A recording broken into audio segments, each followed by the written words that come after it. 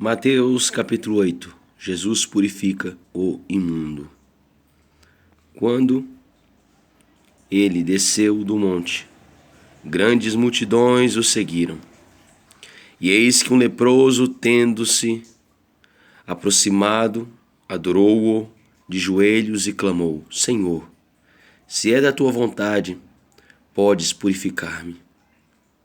Então Jesus, estendendo a mão, tocou-lhe, dizendo: Eu quero ser limpo. E no mesmo instante ele ficou purificado da lepra. Em seguida disse-lhe Jesus: Veja que não digas isto a ninguém, mas segue, mostra teu corpo ao sacerdote e faze a oferta que Moisés ordenou, para que sirva de testemunho. Nota de rodapé 1.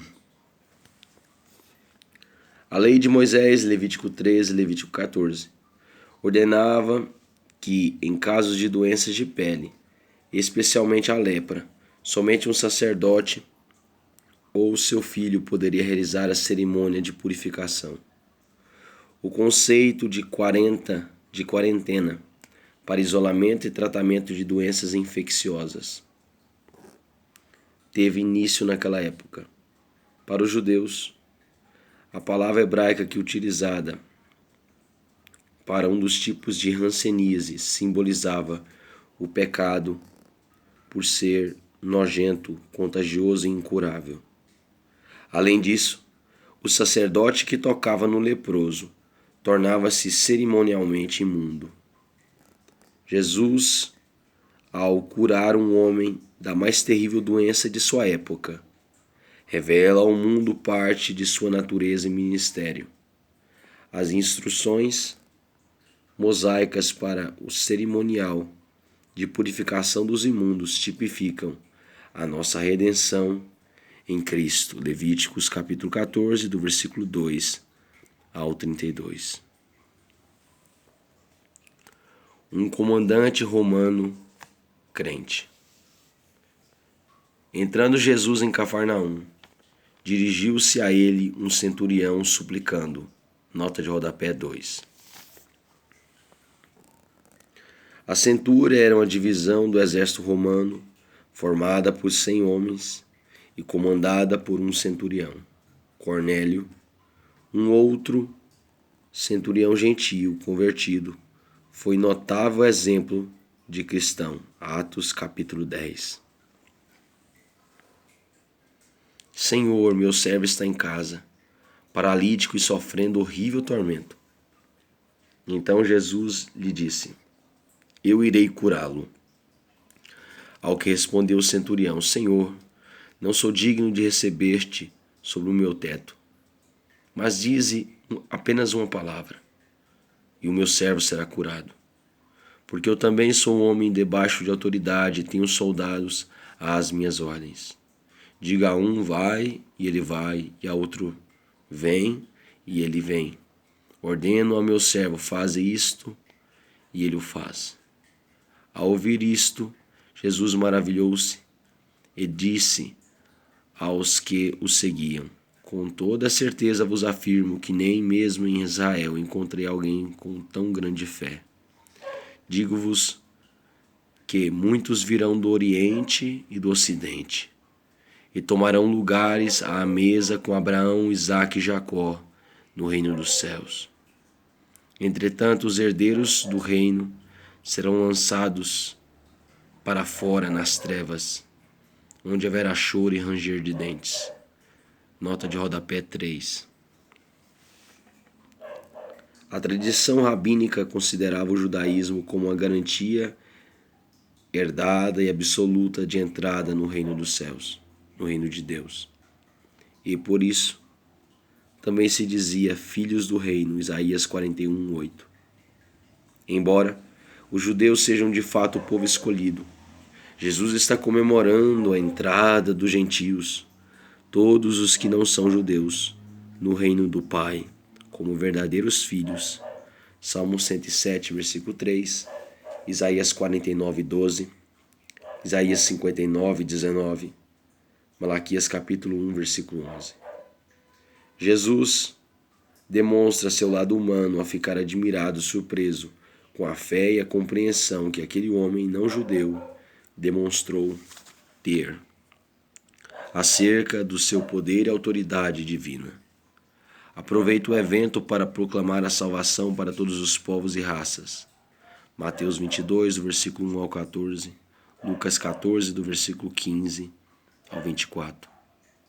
Ao mesmo tempo em que adverte duramente aos judeus quanto ao fato de que a herança da vida eterna e do reino está em crer em Jesus e na aceitação de seu Filho que veio ao mundo para salvar todos os seus. De agora em diante, a humanidade não seria mais dividida entre judeus e gentios, os próximos e os distantes de Deus, mas sim entre os crentes e descrentes. O padrão de reconhecimento da herança não repousa mais sobre a nacionalidade ou linhagem judaica, mas numa fé sincera e absoluta no Senhor. Salmo 147, versículo 13 e 20. Mateus 4, 17. Mateus 9, 28. Marcos 4, versículo 40. Marcos 11, versículo 22. Lucas, capítulo 5, versículo 20. João, capítulo 5, versículo 37 ao 47. João, capítulo 8, versículo 45. Atos, capítulo 14, versículo 16. Por isso acontecerá que do Oriente e do Ocidente, de todo o mundo, virão gentios para o reino. Isaías 49, 12. E terão o direito de se assentar ao lado dos grandes pais da fé, pois aceitaram a graça da salvação. Efésios 2:8. Jesus conclui duramente que muitos judeus, herdeiros do reino, sacerdotes ou filhos do reino, tornaram-se filhos da desobediência, piores dos que os pagãos e gentios, razão pela qual serão expulsos para o reino dos mortos, Sheol em hebraico e Hades em grego, onde haverá tanto remorso e tristeza que se ouvirá o som do bater dos queixos das pessoas aterrorizadas. Nesse estado intermediário entre a morte e a ressurreição, Sheol ou Hades, os salvos gozarão de paz e descanso, enquanto os incrédulos estarão na escuridão, um lugar chamado inferno e sob tormentos. Na ressurreição, os salvos habitarão plenamente o reino, e os incrédulos, judeus ou não, sofrerão a segunda morte e serão banidos para o lugar de punição e fogo eterno, ou lago de fogo, onde até mesmo o inferno será lançado. Apocalipse capítulo 20.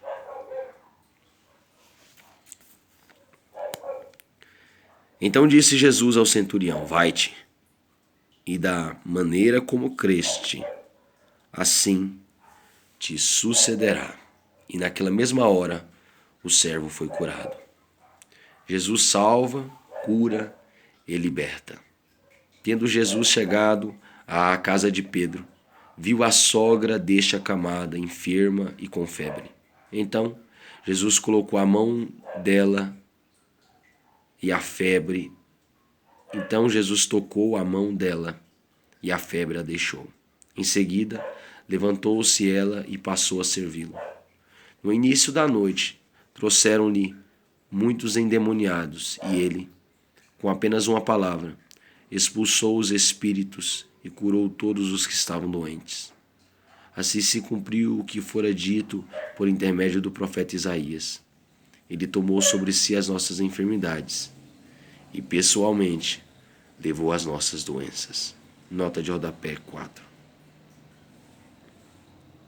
Ao contrário do que alguns céticos e críticos afirmam, Jesus não andava com o Antigo Testamento nas mãos procurando cumprir profecias.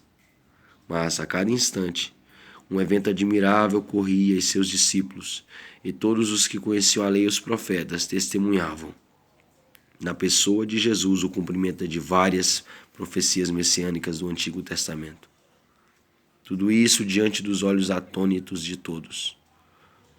Algumas dessas profecias haviam sido escritas há mais de 1000 anos antes que Jesus começasse a andar pelas terras da Palestina, pregando a nova aliança, como é o caso do Salmo 22 e outros, Salmo 2, Salmo 8, Salmo 16, Salmo 40, Salmo 41, Salmo 45, Salmo 68, Salmo 69, Salmo 89, Salmo 102, 109, 110 e 118. A profecia de Isaías 53, 4, cerca de 750 a.C., segundo os melhores estudos sobre os papiros do Mar Morto, nos revela que Jesus, o Messias, palavra hebraica que significa rei ungido e que foi traduzida para o grego como Cristo, refere-se ao ministério de cura e libertação de Jesus. Sua obra lhe custou caro fisicamente, Marcos 5,30, Lucas 8,46.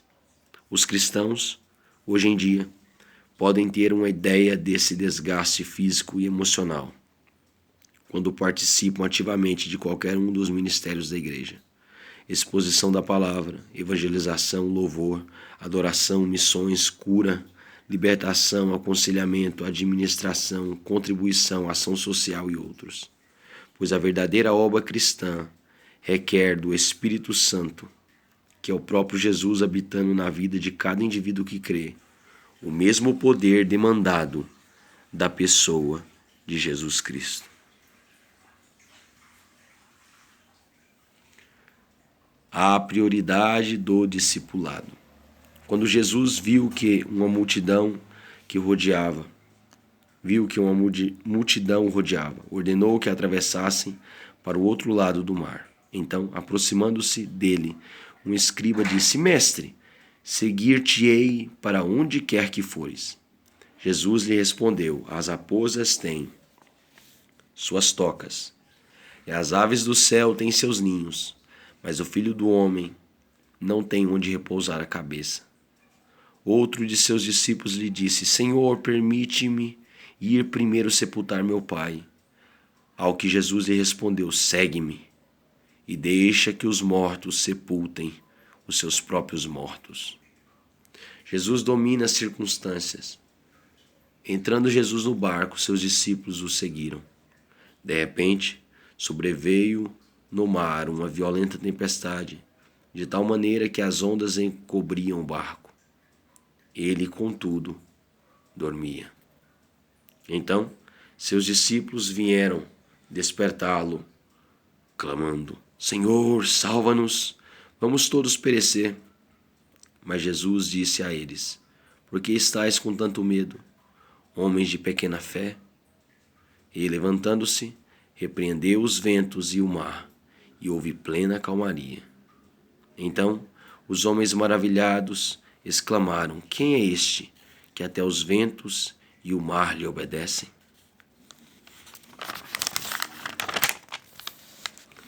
Jesus domina as forças do mal. Quando ele chegou ao outro lado, à província dos Gadarenos, foram ao seu encontro 2 endemoniados saindo dentre os sepulcros. Eram tão agressivos que ninguém podia passar por aquele caminho. E, de repente, gritaram: Que temos nós contigo, ó Filho de Deus? Vieste aqui para nos atormentar antes do devido tempo. Não muito longe deles estava pastando uma grande manada de porcos. Então os demônios imploravam a ele: Se nos expulsas, permite-nos entrar naquela manada de porcos. E Jesus lhes disse: Ide. Assim que saíram, entraram nos porcos. De repente, toda a manada correu em disparada e atirou-se violentamente, precipício abaixo, em direção ao mar, e nas águas pereceram. Aqueles que cuidavam dos porcos fugiram, foram para a cidade e contaram tudo, inclusive o que ocorrera com os endemoniados. Então toda a cidade saiu ao encontro de Jesus, e assim que o viram, suplicaram-lhe que se retirasse da sua região.